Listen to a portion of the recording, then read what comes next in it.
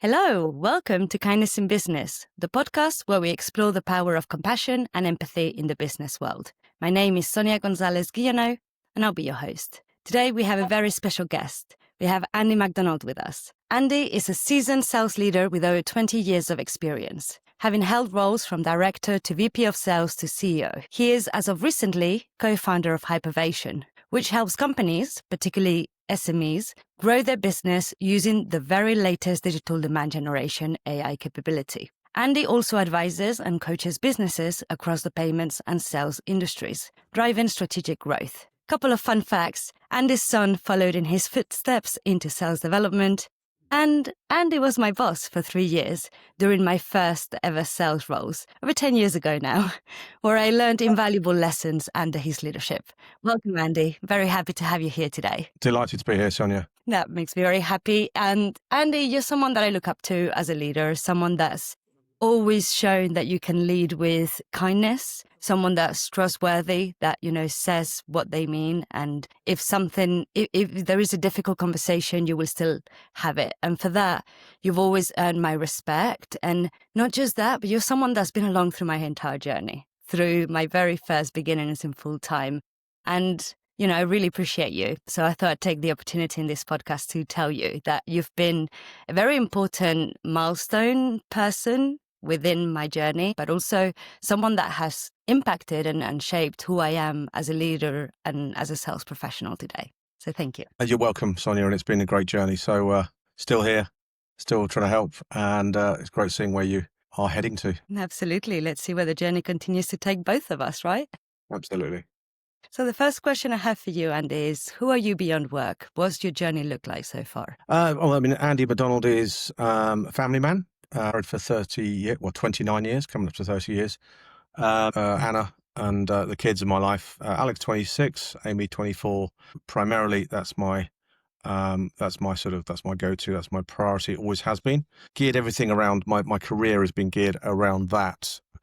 Obviously, we have the days of being in offices and all that type of stuff, but I've made sure I've never missed key events. So that is me. There is an element of competitiveness in my character. I think most people that know me will agree with that. That stems from a bit of a sporting background that I had and still try and maintain. I might alienate a lot of people. Arsenal fan, so any Mickey taking can come. Don't mind that.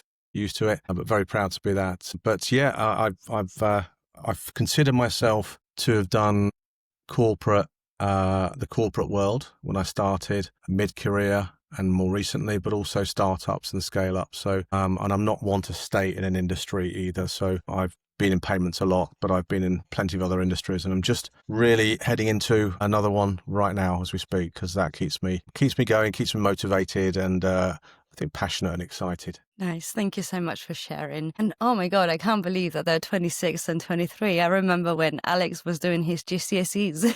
Yeah, it goes quick. Yeah, life goes quick. And that's why, this is about, and I think this is about maximizing, what we do and how we help people. I really believe that. I do business coaching, which I love doing. That stems from coaching sport in the past. But anytime you help people, it just makes things much more rewarding.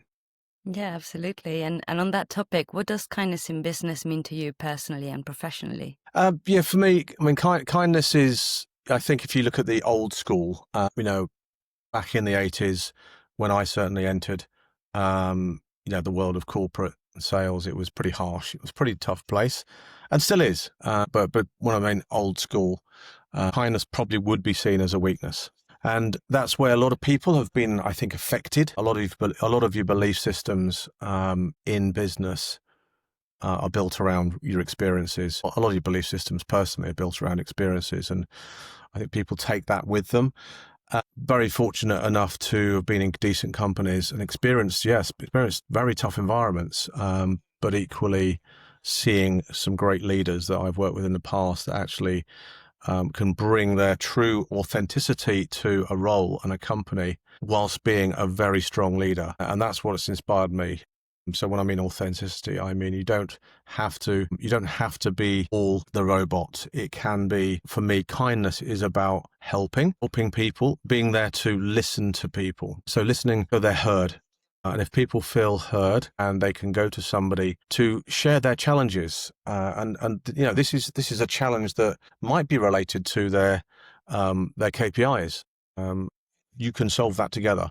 So if you can do that, then you're going to get productivity, motivation, and loyalty out of anybody to do that. So that's where I see the benefit of what I would term kindness, which for me is being authentic, listening, and helping individuals wherever you can. Now, that does move into personal as well. So for me, demonstrating that, because everyone's caught up in their own world, especially in this digital world we're in today. If you walk around the streets, you'll see probably over half people scrolling, looking at their mobiles, and they're not in the present. So if you are able to be in the present and spot things where you can help and do small gestures of kindness, small acts of kindness, it's amazing what that does for your well-being. I couldn't agree more. The more you put out, the more you give without expecting anything in return, 100%. the happier you feel. And I do find that actually happier employees perform better overall. Yes, I mean it is a well-publicized statistic that employees with purpose, because happiness is one thing, but to get happiness, you're driven by a number of factors, and everyone thinks that's money. And yes, it's important, especially in today's society. But there's other factors that come above that. Purpose is one of those. If you've got a purpose, then you can go to work to help know your role in that purpose and be combined with that purpose. Having the ability to play, I don't mean just have great fun, is playing with your skills, being able to demonstrate that you can test things, that you can fail, and you can get solutions to things, having that play and potential. So having potential as well is really key to a role. And the fourth P would be pay, obviously. So you've got to solve the hygiene factors, but purpose is absolutely a key factor in whatever people do. Yeah, I agree. And also that psychological safety that your managers and the company in a way can provide, so that you can take risk and test things out and fail and not feel like you're going to be, told off for it right away. It is really important as well. So next question I have for you, Andy, is how do you train or encourage your team to lead with empathy in their sales or customer interactions? Yeah, I mean, it's an interesting one, because I think that it's a very difficult thing to train. I really do. You can train technical skills, you can train methodologies and process, stuff like that. There's an element here of softer skills, okay, and the softer skills are often harder to train people. All you can do is demonstrate by action. So my opinion is stay authentic, and if people see the benefits of what is being put in action, even under extreme pressure situations. A classic example is where it's end of quarter, numbers, people are missing numbers, people are short. And that's when often you see who the true people are, the true characters of people. Yes, you have to do the KPIs, right? That's a given, okay? But don't do it at all costs, okay? You can help people over the line, you can understand situations. So if you put this into action and demonstrate and lead by example, it's more likely to then help people to then do that and consider that even with their work colleagues. So just by seeing somebody that might not be themselves or struggling with a task, it doesn't take much just to check in on people, right? So that's my opinion. And and I think there's other parts like, one-to-ones, right? So one-to-ones feedback is so important in any kind of situation, and skipping one-to-ones is easy, right? So the diary is full, you've got corporate calls out to the States or whatever, skip the one-to-ones, but try and keep them in, try and keep them consistent, and check in on individuals so that they are prepared for these. You're prepared for them. It's a major commitment. Once you start skipping them, then you're demonstrating, again, a behavior that doesn't lead to authenticity. And in my opinion, that element of kindness, which is show respect, and then you can actually work out things together. Absolutely. Do you think there are any misconceptions that people have about kindness in a business context? You mentioned earlier that beforehand, a few years ago, it was seen as almost a weakness, but do you think that's still the case today? I think it's becoming an exception, to be honest, Sonia. I went to an event about 3 or 4 weeks ago, the Boardwave event, and it was purpose in business. It was about purpose, basically. And there were 65 CEOs. I was fortunate enough to be there, and and we had leaders of major corporations speaking, and we had corporations, companies, startups in the audience, and it was talking about the benefits of the purpose, the emotional intelligence, the CSR and ESG type approach to business, because it's seen as sometimes a bit fluffy and gets dropped when things are going tough and when your stock price might be in trouble. But the bottom line is it creates loyalty amongst staff. It attracts staff. People are now looking for companies that pay attention to this area now. So attracting highly sought after skills and people, it retains them. But it also companies dealing with companies, business to business sales, are now looking for companies with purpose, companies with policies that deal with this whole area. So I think it's becoming pretty mainstream. It's certainly ESG and CSR at a board level now. And this whole piece around empathy, kindness fits under that, in my opinion. And it is part of a culture. If a culture doesn't consider it, the company won't be around for much longer, or they will just attract the wrong type of people and eventually it will come back to bite, in my opinion. So what you're saying almost is like those type of people will look for cultures that align with them, and so that they have values and almost purposes that align with who they are as people, right? And they will be attracting those type of people. And the companies that don't have that and that are not kind and are not treating their employees in the right ways are potentially going to attract the wrong type of talent. It's certainly a major factor. As I mentioned earlier, you've got to get the hygiene factors right. By that, I mean, the package. Okay. So I think the power is shifting with the employee in terms of what they're looking for, certainly with the shift in the way people work now, the digitization of work and how work is done. So the power is shifting. So the employers are having to consider a much wider package. So it's pretty much when you see a specification that comes across your desk, is going to have not just pay, holiday, that type of stuff. It's going to have the whole works. That makes sense. And, so it should do. Yeah, I agree. I think people should be treated as people, right? We're all humans. And, when you're leading people, the least that you can do for those people is care. And I know that there are business priorities, there are things that you need to accomplish, but you're there to support your employees and make them better. You're not there to just take their credit or anything like that. So at the end of the day, you need to be working with the people that you're managing. And leading by example is the perfect way to get your employees to also perform in a kindness way. And then that also has that ripple effect, right? Yeah, it is. And ultimately, companies are driven by profit. That is what they're there for. They're there to create wealth so that they can hire people and deliver value back to shareholders. That is the underlying thing. But the composition of how to get there, staff are the most important ingredient of that. So we're not glossing over the fact that you have to perform, and people are attracting the very best talent. In the age of AI that we're in now, the talent has to have new skills, and ultimately you have to attract those people that can give you what your company needs by giving them what they need. So it is a two-way street. And for me, I'm going to say but now work is the major part of what you do in life. It's really important what you do. It's still work. It's not a family. When you see we are a family, come and join the family, red flag for me, just something that I want to put out there because I like to be a little bit controversial. You have your work life, which is very, very important. You can follow that purpose, but you have your personal life where the family really is. So be careful not to get drawn too much into that softer side, but because this thing we're talking about today is real. It's real. It's about empathy. It's about purpose. It's about kindness, but you don't need to go too far on it. Yeah, absolutely. And one of the things we've discussed in this podcast is the difference between being nice and being kind, right? And kind often comes from respect. It comes from honesty. It comes from, again, looking after the people around you.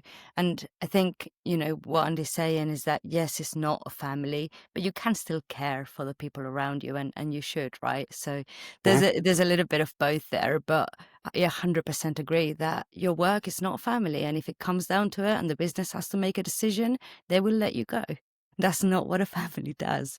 But if you enjoy going to work and you're surrounded by people that have empathy traits, that are kind, you're potentially going to feel better about going into work than if you're going into an environment where it's not the case. Yeah. I mean, ultimately, Sonia, you're going to get more productivity. You're going to get people standing behind you when times are tough. You're going to drive a team-based effort. If people are in it together, it makes complete sense. And to do anything other than that does not make sense, because you're just going to get an employee that does a job, and that's okay. But if you want excellence in a business, you've got to provide the tools and the support to drive that excellence. Absolutely. What's one piece of advice that you'd give to someone trying to lead their business with more heart and humanity? It's a really interesting question. Again, going back to what I said earlier, it's a pretty tough thing to teach. All I would say is starting small. First of all, do you believe it? Do you believe this makes a difference? If you don't believe it makes a difference, then just don't bother, right? Because it'll come through, and you will not demonstrate authenticity at all, which is the worst kind of leadership you can possibly exhibit. So for me, it's start small. And if you do believe that this is going to make a difference and make you a better leader and person and help others, just start on marginal gains, that whole marginal gains piece where, listen. So start by listening to people. We've all come across people that are trying to help you, but they actually are already thinking of what to say whilst you're speaking. Okay, so they're not listening, they're not taking in the situation. Be a good listener, be a really good listener, and understand the situation and a challenge, and then try and support it as best you can, or stick to your one-to-ones, all right, rather than cancelling them where you can. Obviously, there's always going to be times where you have exceptions, okay, but stick to your one-to-ones. And to me, that's where you start small. Don't try and suddenly become something that you're not overnight, because it will not be authentic. So that would be my piece of advice. Thank you for sharing. And funnily enough, you triggered a memory, but Warren Birchley once told me we've got 2 ears and 1 mouth. Use them in that ratio of listening versus speaking. And you just reminded me of that. I think having a active listening, because it's not just about listening, it's about actively listening and making sure that you're taking in that information, is a very important skill to have in sales and to be successful. Because if you're not listening to what your prospects are trying to say to you, you're just going to be forcing a sell without understanding what's going on. So seek to understand. Yeah, it's funny. You mentioned Warren, great guy. Love working with him. We had a leader once in the past where it was obvious he wasn't listening. Obviously a lot going on, with because everyone's under pressure, right? Let's not forget, whoever is in the chain is under their own pressures from somewhere. Even the CEO, the chairman, is under pressure. So it was just so obvious that there was not a lot of listening going on, and it was just funny to reflect on it, because the one-to-ones were sort of like just get it over with, really. It's not really that helpful. But yeah, it does happen. Yeah, absolutely. I've met many people at different stages of their career that are not good listeners. So if you're one of them, work on it. Something that everyone should be working on. Yeah, well, it's interesting.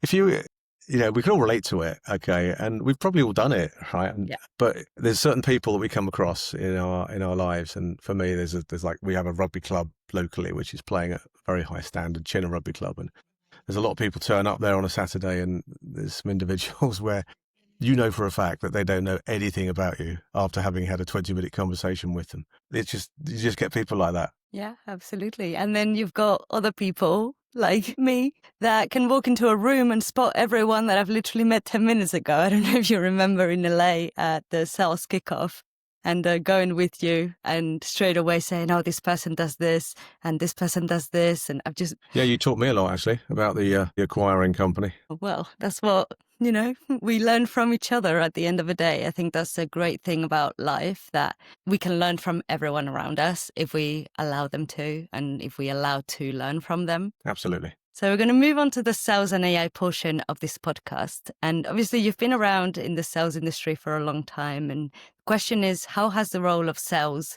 evolved in the last few years, and what changes do you see coming? That's a podcast in its own right. I could talk all day on that. The sales is not changed a lot. It's not changed a lot at all, but the mechanics that support it have changed drastically. Okay, because ultimately the way that sales and marketing, strategic sales and marketing work, is not changed. Customer needs being fulfilled by companies that have products and services and people that can service those needs. Okay, so that's the basics. But in terms of Sales itself, we've got titles. So titles have changed, but they're the same jobs, essentially. They are the same jobs. We call them different things. So account executives used to be called business developers back in my day. Customer success managers were account managers, or major account managers or key account managers. And then there's the SDRs that were born, but they were always existing in companies and formed some form of outbound type of role. And often it was called telesales. Not saying SDRs are telesales at all, but the names have changed, okay? So they're fitting a structure, and there's sort of industries occurring for those particular structures. So I think it has exploded. Certain roles like SDRs and I would say customer success managers have been elevated beyond what they were. And the reason why, certainly in the SDR space, that I feel that is the digital piece, the whole piece around AI that's impacted companies, the state of the way people work. So the working practices that have moved over to digitization because of COVID, that's all developed something that's actually really, really strong. So yeah, in terms of how it's changed, it's not changed a lot from the top end, but from the bottom end, it's the biggest change I've ever seen. And what I mean, how is the technology and tools affecting what people are doing? How are jobs going to change in the next 6 months, never mind the next 6 years? So I do have pretty strong opinions on that. I don't know what part you wanted to go into, Sonia. I think with this one, just you've mentioned the bigger change that you see, which is AI. So with the next question, which is, where do you see the biggest opportunities for AI to enhance rather than replace human connection in sales? Maybe you can expand a little bit more on your thoughts around AI and sales and how they interlink. AI has been around for many, many, many years, but it's now freely available. It's low cost. There's plenty of companies offering options. It sits across the whole sales and marketing stack. Whatever part used to be done by big companies can be done by hundreds of companies. So, at one end, you've got content being served up in real time and then tracked and then basically changed as people view it. So customers view it. You've got conversations being recorded, conversational intelligence vendors that are now using the data that comes out of those conversations to be able to help sellers to be able to be much more effective and efficient around what they're doing. So this stuff has been around for a while and is working really well. And in my own particular case, I ran cloud apps for 6 years and we were providing AI scoring on deals. So what deals were worth following and which ones weren't. And it was all deep learning, highly technical AI, but surfacing it in a way that a seller and a leader could have a meaningful conversation about whether it was worth spending time on that deal and what to do next on that particular deal. So now where I've moved my attention is in a really exciting space, which is around content. And the great thing about this is that it's general across people. People are using things like ChatGPT to ask simple questions about their daily lives, okay, especially when they get in arguments with people and they can immediately get the accurate answer specific to that question.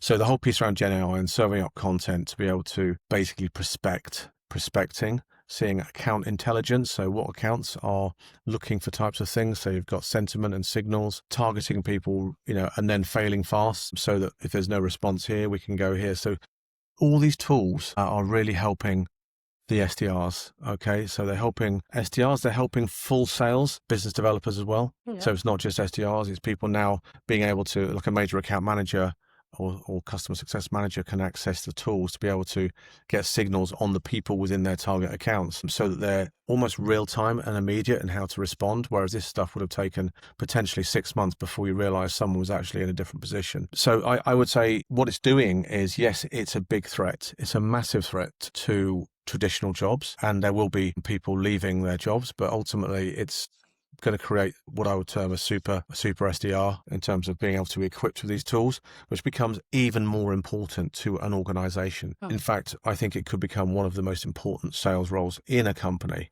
because you're going to be at the front end and you're going to be equipped with really highly targeted content, and outbound capability that like you've never had before. And it levels the playing field because it's always been the case in sales where the more experienced you are, the more you get paid, the better jobs you get. So for me, having the capability and the know-how to access this type of technology levels the playing field and actually gives, I'm going to say, because it typically is people entering sales, the youth coming out of university or people coming from different backgrounds and roles, it gives them opportunities that they've never had before if they get to grips with this type of technology. And they can do a fantastic job, because ultimately what it comes down to always is, when you're communicating with the customer to make the offer and to listen to them, you're using personal skills. You're using human skills backed up by the AI capability. And that's the winning formula. Thank you for sharing. It's definitely a different perspective to what some of the guests have shared in this podcast, but I think it's really interesting to see multiple points of view and different perspectives, because at the end of the day, everyone's going to have a different view on AI, what's happening, what it's doing, and what it will be. But the truth is, it's here to stay, as Andy said, and as other guests have mentioned, it's been here for a very long time. It's just now readily available to all of you, so you are getting to understand what it can do.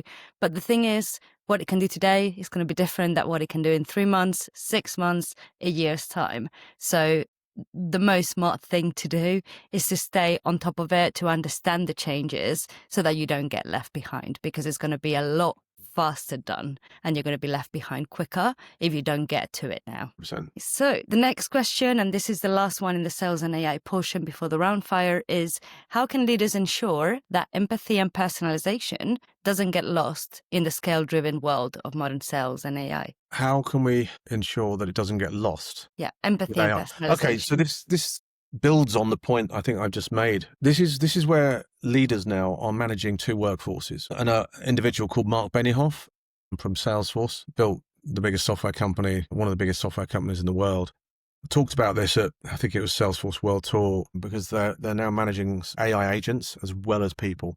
Okay, so it's a big thing that companies have got to tackle. The key to this really is, I think, what I mentioned before, which is, how do you enable the people you have in your organization to be more efficient? AI is an enabler.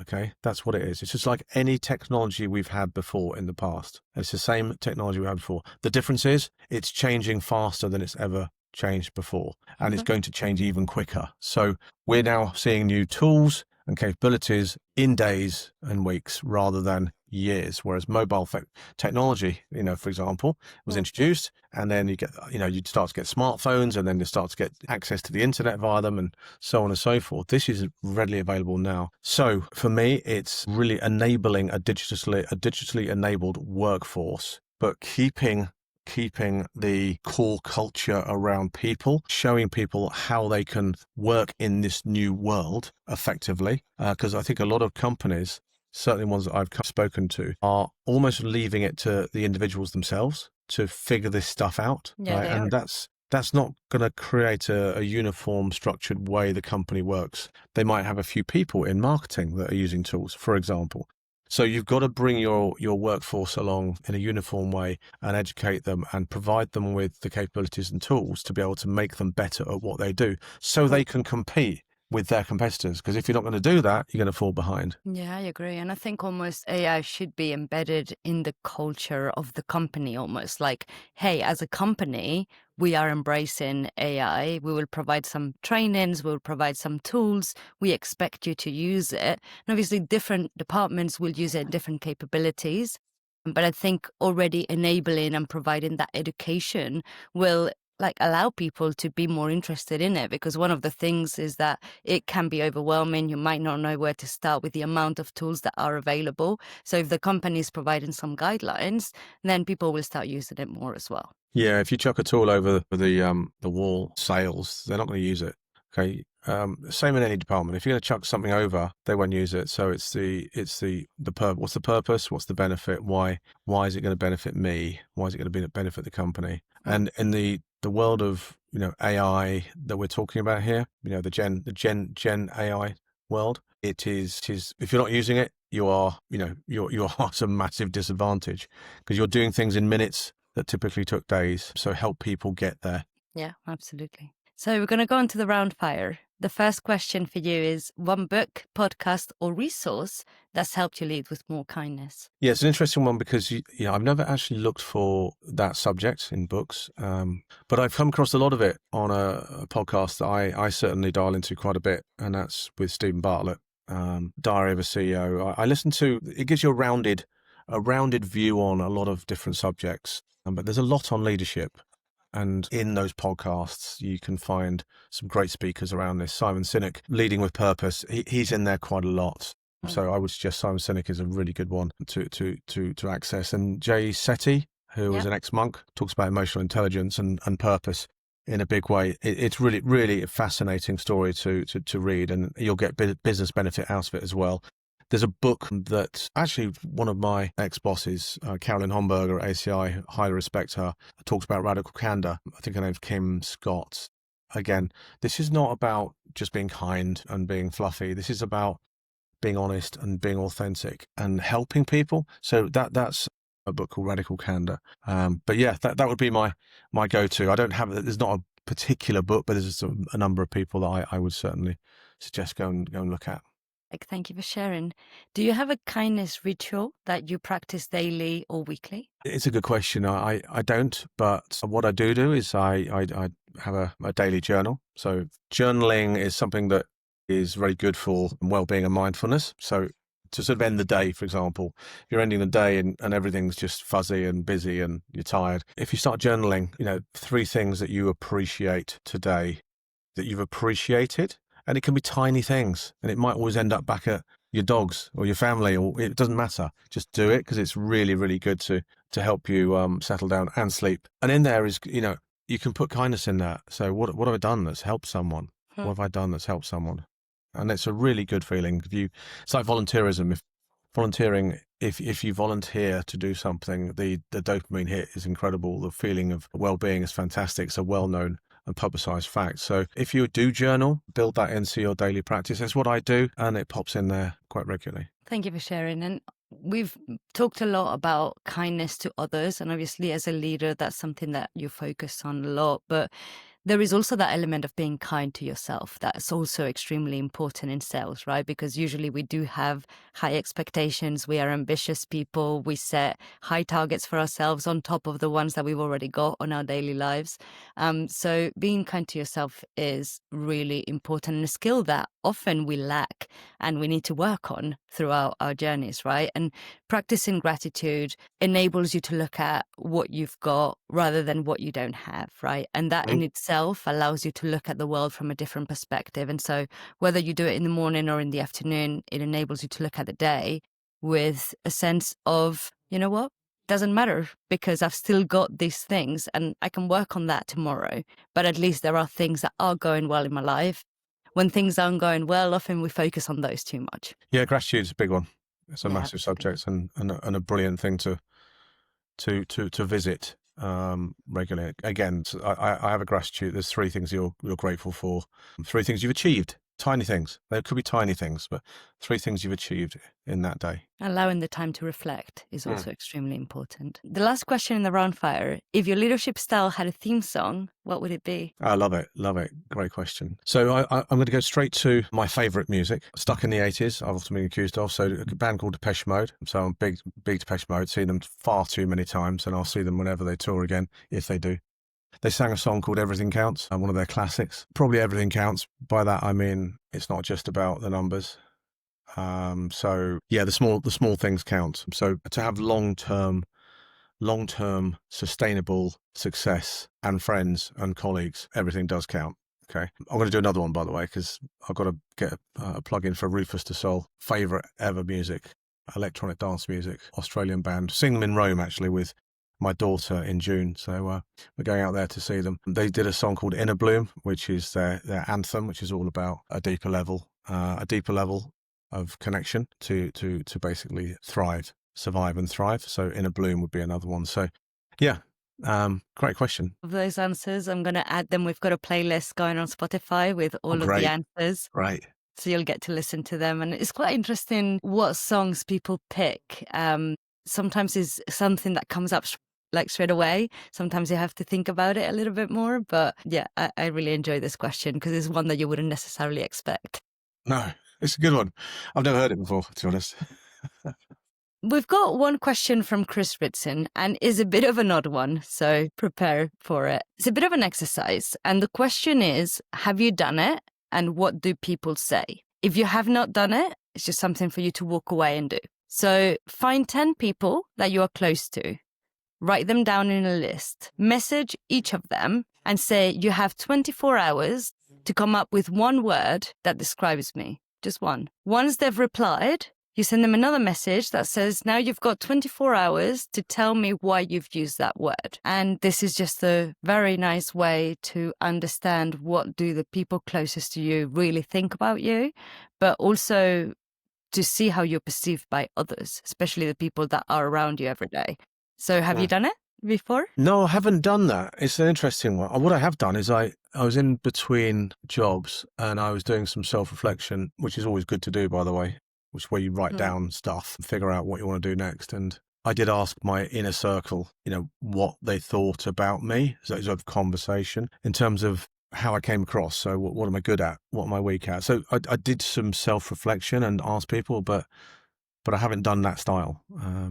That's interesting. Might be something for you to do. Yeah, I get some funny answers back. 10 people, so you've got different odds and different chances depending on who you ask. Yeah. Probably will get different answers from some of your friends, your wife, your kids. But it might be interesting to see how they view you in one word and why. Yeah, what's the second part of the question? No, just what do people say if you have done it? Okay, I got it.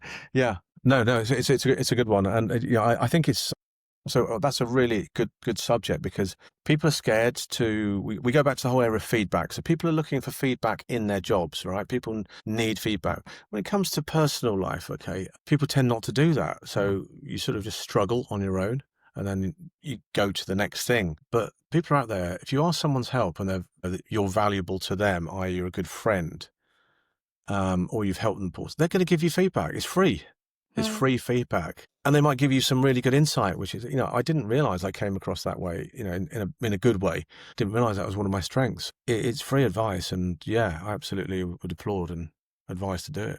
No, absolutely. I would encourage everyone listen to go ahead and do it. It doesn't need to be 10 people. It can be 5, but it'll be a nice experiment for you to do. So since this is the last episode this season, Andy, I'm going to get you to ask me a question instead of asking one for the next guest. What would be your question for me? Okay. It's quite a tricky one to answer. Okay. So whether you can or not, we'll see. And I'm not looking to trip you up here, by the way. So I'll ask you. So was there ever a time that you, Sonia, regret not leading or responding with kindness? And what did it teach you? Yeah, it's a good question. I'm going to go with the first, my first gut reaction and the first answer that kind of came to me right away as you were asking it. And it's not necessarily in the professional setting, but I'm an older sister. I have a brother that's 18 months younger than me, a sister that's 8 years younger than me, a half brother that's 20 years younger than me. So, big range, different ages. I can definitely remember being a teenager, preoccupied about myself and myself only, as you are when you are a teenager, and having a younger sister. And don't get me wrong, throughout my whole life and since she was born, I've always wanted to be a leading influence in her life and someone that she could look up to, someone that she could speak to, someone that, would be there for her. And there was definitely moments through life where I could have acted more kind or responded more kindly. And that would have been because of my own things that were going on, because of my own struggles and, things that potentially she wouldn't have even been able to realize given the age difference and given the hormones that happened with teenage years and later on. But there was definitely occasions that I could have led with more kindness and shown her that even in difficult situations, you don't have to lose control of your emotions or shout or say something that you may regret.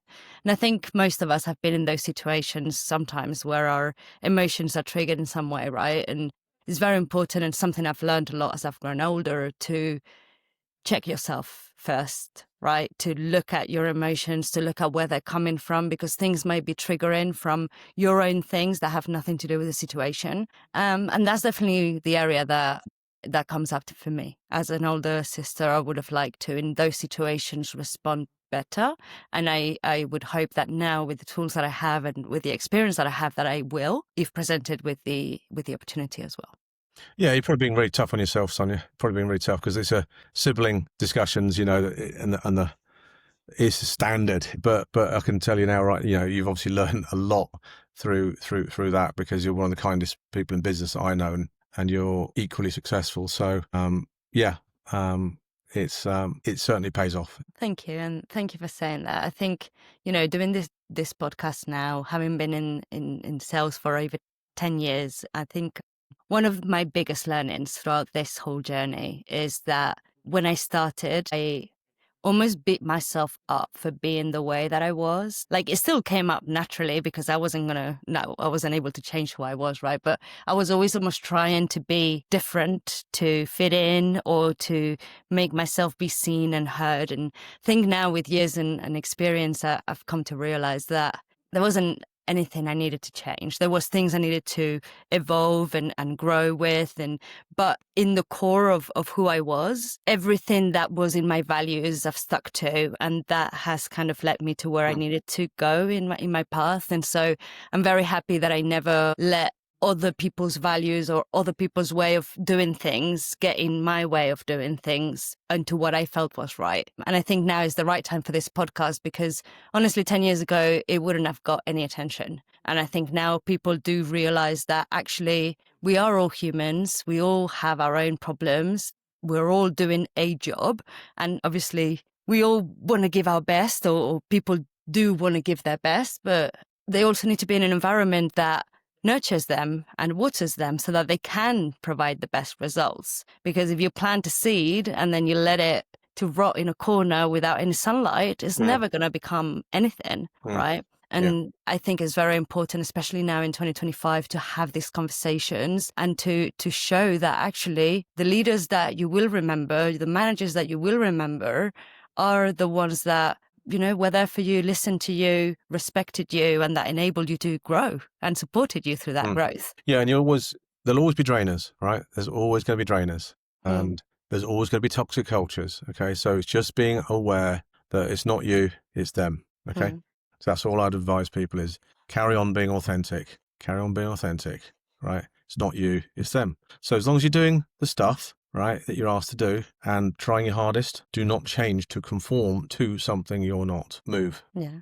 100% agree. So the last question is, who are 2 people that we should bring on next season on the podcast? Okay. Right. There's plenty that I work with that have demonstrated these values over the time. I would say someone I'm working right now, Hypervation, our new business. We have a fantastic customer who started the journey with us, Ijaz Razid. He is the CEO and founder of Giving Force, which is a giving platform, a software platform to allow companies to donate to charities of their choice. So it's a really, really amazing business model. And he is very passionate about the whole subject. He's one of the most giving people that I know in terms of his time and his generosity and his expertise. Ijaz would be absolutely brilliant on this forum. There's plenty of others. I would say somebody that I've worked with in the past, Sylvia Mensdorf, would be fantastic. Yeah. She is definitely cares about the people that she works with. She's a great leader and she cares about the people that work for her and how to develop them. So Sylvia, and I had the pleasure and honor of coaching her on one of her transitions from a company to another and throughout that company and her leadership team. So Sylvia Mensdorf would be another person. There's plenty of them, Sonia. So if you ever need to come back to me, I'm be gladly to put them forward to you.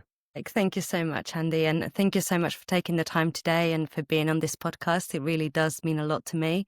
Thank you to everyone watching and listening wherever you are. This is the end of a season, but we'll be back in 3 months' time with another season.